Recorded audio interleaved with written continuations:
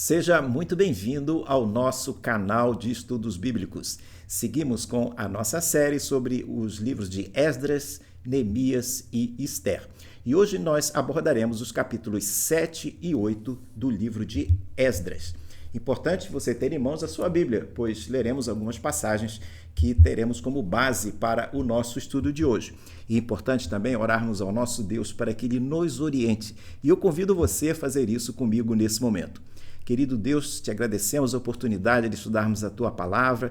Queremos te pedir que Tu nos orientes neste estudo e que Tu estejas com cada um que está nos acompanhando nesse momento. Em nome de Jesus, amém.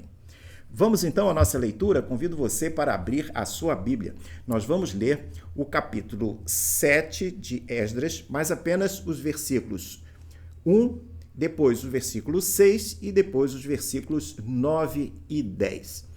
Vamos lá? A passagem de Deus nos diz o seguinte: passadas estas coisas, no reinado de Artaxerxes, rei da Pérsia, Esdras veio da Babilônia. Verso 6. Ele era escriba versado na lei de Moisés, dada pelo Senhor, Deus de Israel. E como a mão do Senhor, seu Deus, estava sobre ele, o rei lhe deu tudo o que ele havia pedido. No verso 9 nós lemos: ele partiu da Babilônia no primeiro dia do primeiro mês, e no primeiro dia do quinto mês ele chegou a Jerusalém, porque a mão bondosa do seu Deus estava com ele, porque Esdras pôs no coração o propósito de buscar a lei do Senhor, cumpri-la e ensinar em Israel os seus estatutos e os seus juízos. A segunda leva de retornados chega a Jerusalém em 458 a.C., liderados por Esdras. O capítulo 7 do livro de Esdras começa com as providências para a viagem desse grupo, formada por cerca de 5.000 pessoas. A primeira leva de retornados, de 50.000 integrantes, havia chegado a Jerusalém 78 anos antes, no ano de 536. Eles vieram sob a liderança de Zorobabel e de Sesbazar. A primeira parte do livro de Esdras, que vai do capítulo 1 ao 6, cobre o período da chegada dessa primeira leva, até o ano 515, ano da inauguração do novo templo reconstruído em Jerusalém. Interessante notar que Esdras não fez parte desse primeiro grupo e nem foi testemunha ocular do que ocorreu nesse período. Dada sua posição de líder e o fato dele ser um escriba, é possível que Esdras tivesse entre 30 e 50 anos quando liderou o retorno da segunda leva. Se Esdras tinha 40 anos quando liderou a volta desse grupo em 458, isso nos faz concluir que ele deve ter nascido entre 508 e 488 a.C. No período entre a primeira leva até a chegada da segunda, ocorreram na Pérsia os eventos relatados no livro de Ester, tema a ser visto no último estudo desta nossa série, o estudo de número 13. Quando Esdras chega a Jerusalém com a segunda leva, o rei da Pérsia era Artaxerxes, neto do rei Dario, que havia sido um governador muito capaz. O Império Persa alcançou seu auge sob o reinado de Dario. Dentre seus feitos, ele conseguiu unir as vastas regiões do Império Persa sob seu controle, levando esse império ao seu auge. Dario construiu um sistema de estradas que facilitava as viagens e a comunicação dentro do império. Foi ele quem organizou o império em 20 regiões administrativas. Cada uma dessas regiões funcionava sob um governante chamado sátrapa, que era nomeado pelo rei. Cada sátrapa funcionava como um vice-rei. Entre outras coisas, eles arrecadavam impostos e forneciam tropas para o imperador. O filho de Dario, Xerxes, conhecido como Assuero, que aparece no livro de Esdras, capítulo 4, verso 6, e no livro de Ester, sucedeu esse grande rei. Xerxes não teve tanto sucesso militar quanto seu pai, Dario. ele consegue sufocar rebeliões no Egito e na Babilônia, mas perde 1/3 de sua frota de navios para os inimigos gregos. Seu sucessor é Artaxerxes, seu filho. Durante o reinado de Artaxerxes, esse império estava vivendo momentos difíceis. Aos poucos, eles estavam diminuindo seu poder e sua influência, e já haviam perdido parte de seu território por conta de ataques marítimos dos gregos. Esta ameaça grega deve ter motivado Artaxerxes a apoiar a fortificação de Jerusalém e o estabelecimento de uma administração local de confiança, como veremos daqui a pouco. No próximo quadro, uma pergunta: quem era Esdras e como o rei da Pérsia o percebia? Esdras era um sacerdote e escriba versado na lei de Moisés, judeu-persa, temente a Deus, que vivia na Babilônia. Ele possuía acesso ao rei persa Artaxerxes. Talvez trabalhasse para esse rei na corte. No início do capítulo 7, encontramos uma genealogia parcial de Esdras que tem como objetivo mostrar que ele era descendente de Arão, o primeiro sumo sacerdote de Israel, lá no tempo de Moisés. No antigo Israel, os escribas desempenhavam vários papéis, tais como escrivão, escritor, oficiais militares de alistamento, mensageiro e secretário do rei. Nos evangelhos, há muitas referências a escribas. No tempo de Jesus, eles eram principalmente alunos e professores das tradições judaicas e da lei do Antigo Testamento. Na época de Esdras, essa função especializada do escriba do Novo Testamento ainda estava em desenvolvimento. O texto diz que Deus é quem chama Esdras para liderar o segundo grupo de exilados de volta a Judá. O capítulo 7, no verso 6, diz que a mão do Senhor estava sobre ele e por isso o rei o atendia em tudo. Os capítulos 7 e 8 dão certa ênfase ao caráter de Esdras, preparando o leitor para os capítulos 9 e 10.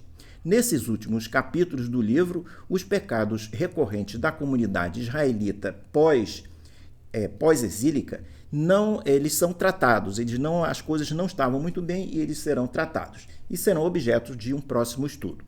Interessante notar a provisão de Deus sobre o que estava acontecendo. Como parte das providências para o retorno dessa segunda leva de exilados, o capítulo 7, dos versos 12 a 26, nos informa que Esdras é incumbido pelo rei para liderar esse retorno através de um decreto com vários itens. O decreto concedia a Esdras autoridade formal e colocava à disposição dele uma série de recursos financeiros. Além disso, Artaxerxes especifica no decreto que Esdras deveria ensinar e aplicar a lei de Deus aos retornados. No capítulo 7, no verso 25, podemos ver com clareza o que esse rei diz a Esdras. O texto diz o seguinte: "E você, Esdras, conforme a sabedoria que o seu Deus lhe deu, nomeie magistrados e juízes que julguem todo o povo que está na região do outro lado do Eufrates, isto é, todos os que conhecem as leis do seu Deus e que eles sejam ensinados aos que não as conhecem." É visível que Artaxerxes estava sendo utilizado por Deus em tudo isso. Ele era politeísta, mas manifestava grande respeito por Javé, pelo povo de Deus e pela lei que seguiam. No próximo quadro, outra pergunta: o que o rei Artaxerxes e Deus esperavam de Esdras? Vimos que Deus estava agindo tanto na vida de Esdras quanto na vida do rei Artaxerxes. Ele estava agindo também na geopolítica, criando circunstâncias que afetavam as decisões e a atitude do rei persa.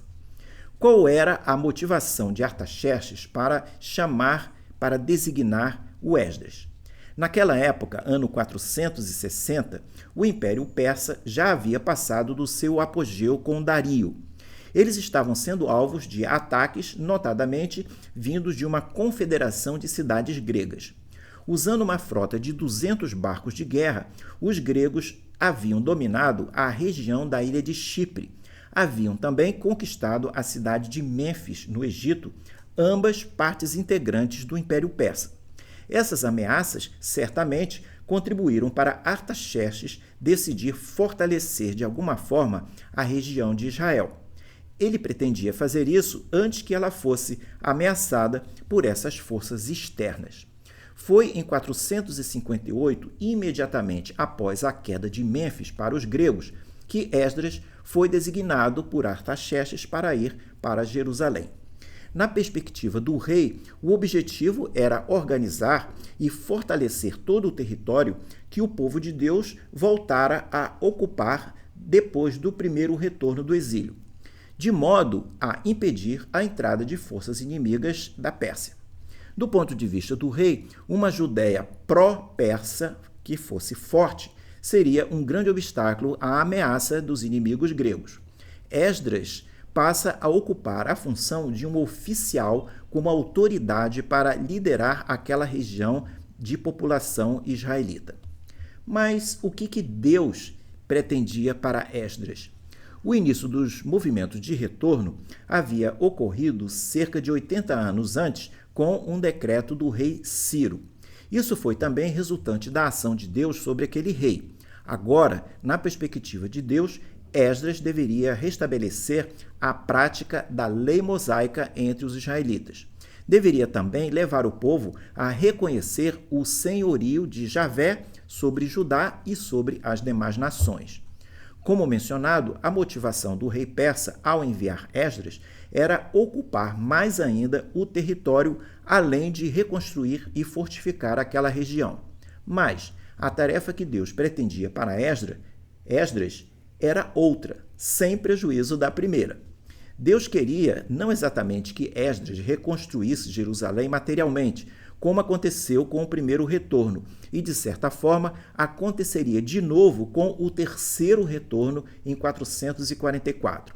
Mas Deus esperava que Esdras pudesse edificar o povo e obedecer à lei de Deus, pois nos últimos 78 anos, desde a chegada da primeira leva, o povo estava fraquejando nesse tema. O resultado do trabalho de Esdras foi tão significativo que ele acabou sendo considerado um segundo Moisés, por ele ter trazido o povo de Israel, pós-exílio, de volta para a lei mosaica. No próximo quadro, vemos algo sobre a provisão de Deus para com Esdras através de Artaxerxes. A provisão de Deus se manifestou de várias formas através desse rei. Uma delas foi usando a geopolítica, fazendo com que nações inimigas balançassem o Império Persa. Outra foi a forma como Deus agiu diretamente sobre esse rei, levando-o a conceder pelo menos 5 coisas. Primeira coisa, o rei autoriza Esdras ir a Jerusalém e o nomeia para funções administrativas. Segunda coisa, Artaxerxes concede uma generosa doação para o templo e para o culto. O objetivo era poder comprar suprimentos e objetos para o culto em Jerusalém. Terceira coisa que o rei faz, o Artaxerxes, ordena suplementos financeiros. Esse rei ordenou aos tesoureiros das províncias que suplementassem qualquer coisa que Esdras precisasse, isso dentro de certo orçamento, conforme nós lemos no capítulo 7, versos 21 e 22. A quarta coisa, ele dispensa todos os oficiais e trabalhadores do templo do pagamento de impostos. Podemos ler isso no capítulo 7, no verso 24. A quinta coisa que o rei faz, vimos que ele autoriza Esdras a nomear magistrados e juízes para julgar e ensinar as leis. O objetivo era assegurar que as leis fossem obedecidas e que os infratores fossem devidamente punidos. Isso foi, sem dúvida, muito mais do que Esdras sonhava que um rei persa concederia a ele. Do ponto de vista do rei, essa era uma política sábia, por conta das tensões da época.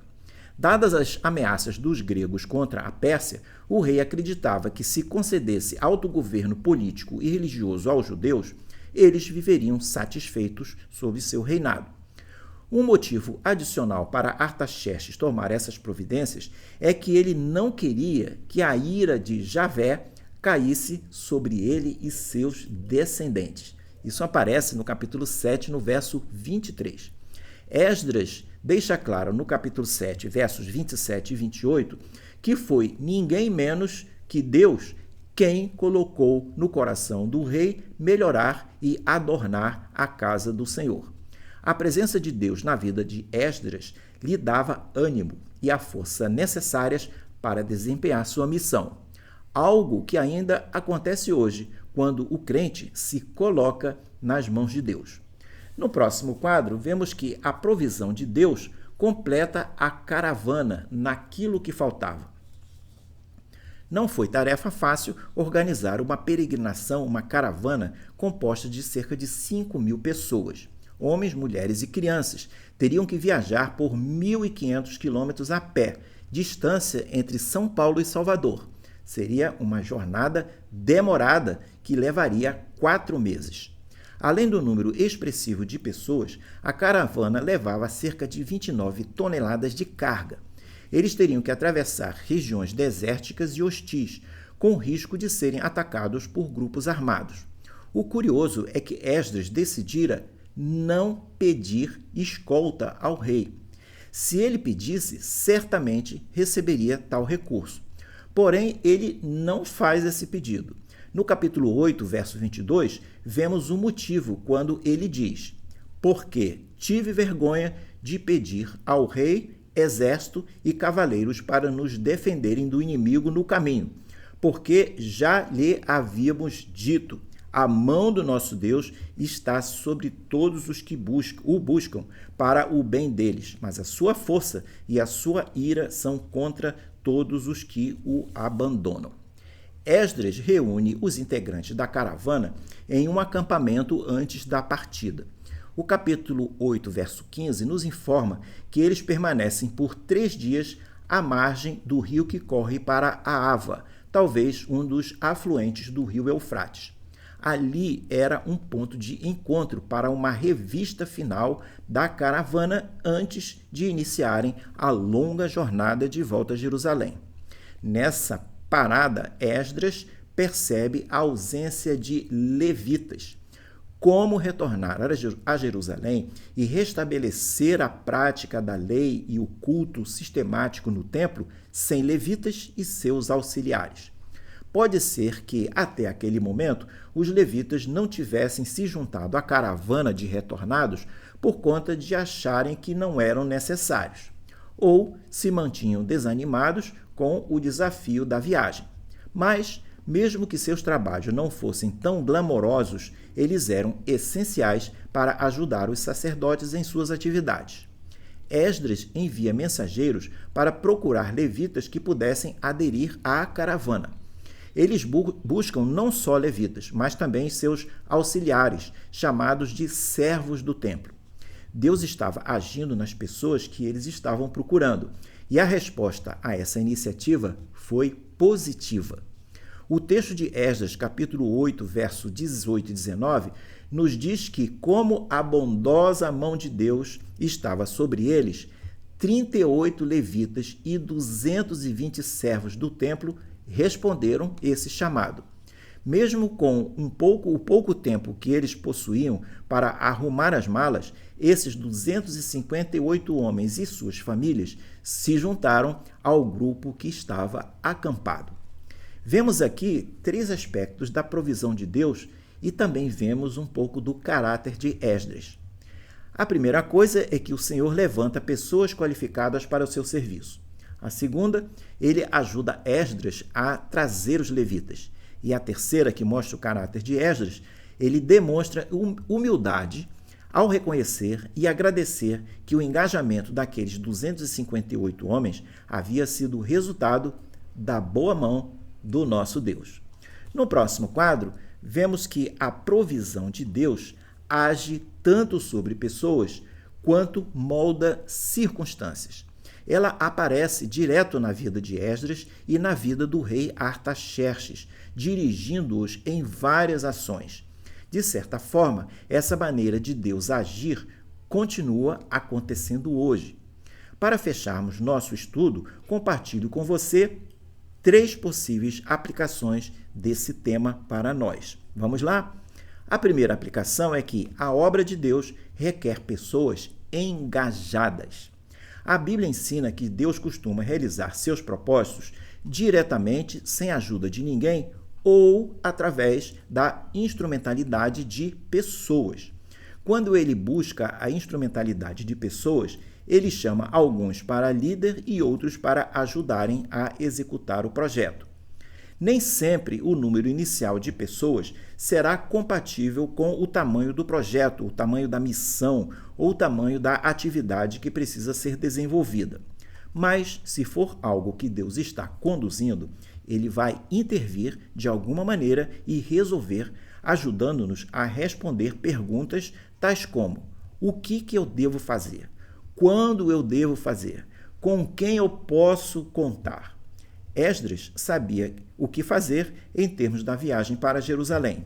Sabia também o que faria quando chegasse lá, incluindo ensinar a lei e dar conta das atividades do templo. Porém, ele precisava de levitas e precisava de servidores para o templo, os quais não estavam na caravana. Como resolver isso? Eles já estavam concentrados para o início do deslocamento. Como nós vimos, o que acontece é que Deus intervém e orienta Esdras na busca das pessoas necessárias. O resultado é que a caravana recebe o acréscimo daqueles 258 levitas e servidores com suas famílias. Estando a caravana toda reunida, antes de iniciar a viagem, Esdras proclama um jejum para pedir a Deus uma jornada segura. Esdras se sentiu agradecido pelo fato do Senhor ter levantado homens íntegros e qualificados para servir junto com ele. Como no corpo humano todos os membros são necessários e indispensáveis, assim é na igreja, que é vista como o corpo de Cristo. Fazendo um paralelo com esse episódio, talvez você esteja meio ausente do serviço cristão, que existe como parte do esforço de expandir o reino de Deus. A caravana formada pela sua igreja, que se desloca rumo à Terra Prometida, talvez esteja esperando você se envolver e participar em algumas das iniciativas que ela está realizando. Se você não está nessa caravana, ore ao Senhor para Ele lhe dar a direção nesse assunto. No próximo e último quadro, vemos mais 2 aplicações. A segunda aplicação é que a obra de Deus requer pessoas íntegras. Antes da partida, Esdras convoca 12 sacerdotes para ajudarem a fazer o inventário da carga preciosa que teriam que levar. Isso aparece lá no capítulo 8, versos 24 a 27. Ele os incumbe de tomarem conta dos valores da carga até Jerusalém. Eram utensílios novos destinados ao templo, possivelmente parte do que os babilônios haviam levado quando da destruição do primeiro templo e que não haviam sido devolvidos para os judeus que estavam retornando. Além dos utensílios do templo, havia também doações provenientes do rei e de judeus que haviam prosperado e que permaneciam na Pérsia, na Pérsia que tomou o lugar da Babilônia. Ao todo, esses objetos de valor, como mencionamos, chegaram a cerca de 29 toneladas, sendo 22 toneladas de prata, 3.400 quilos de objetos de prata e 3.400 quilos de ouro. Doações.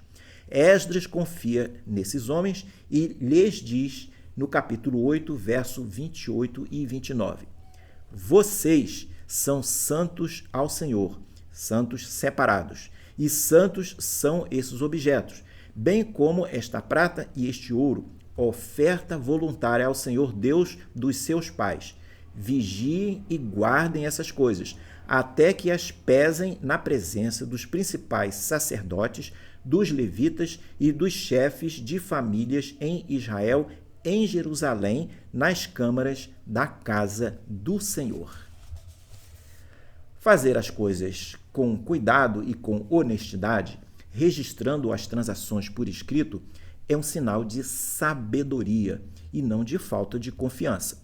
Isso se aplica não apenas na vida secular, mas no ambiente da igreja também. Da mesma forma, nossas igrejas locais precisam de crentes íntegros, que sejam comprometidos com o Senhor e capacitados para cuidar das coisas de Deus no ambiente da igreja. A terceira e última aplicação é quem pretende servir, além de se capacitar, deve estar disponível. De início, os levitas não pretendiam se juntar à caravana, mas quando foram chamados, eles pegaram suas famílias, arrumaram as malas e seguem com o povo de Deus. Esses 258 integrados à caravana eram capacitados para a função de levitas e de auxiliares. De início, não estavam disponíveis, mas ao serem chamados, eles se envolvem. Deus provê soluções através de pessoas que ele chama. Foi o que ele fez no episódio que ora concluímos e continua fazendo hoje através de muitos crentes. Da mesma forma que Deus chamou pessoas qualificadas para trabalhar com Esdras, ele também chama pessoas hoje.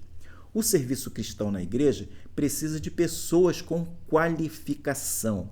A qualificação poderá acontecer como resultado de uma combinação de capacitação pessoal, advinda de formação profissional, poderá vir também de treinamento, poderá vir também de talento natural ou por conta do crente ter recebido algum dom do Espírito Santo para certo serviço. Mas, de qualquer forma, a pessoa precisa estar disposta e disponível. Não adianta ser capacitado e não estar disponível. E nem adianta estar disponível, mas não ser capacitado. E então, como você se vê nesse assunto de servir a Deus? Ficamos hoje por aqui com o nosso estudo. Espero que você tenha gostado. Se foi o caso, se você gostou, mande o link do estudo para os seus amigos, para alguém que você acha que poderá se interessar também por esse tema tão interessante, tão bacana da Bíblia Sagrada. No próximo quadro, você vê o panorama dessa série que nós estamos desenvolvendo e deixo com você um grande abraço, esperando vê-lo numa próxima oportunidade. Até lá!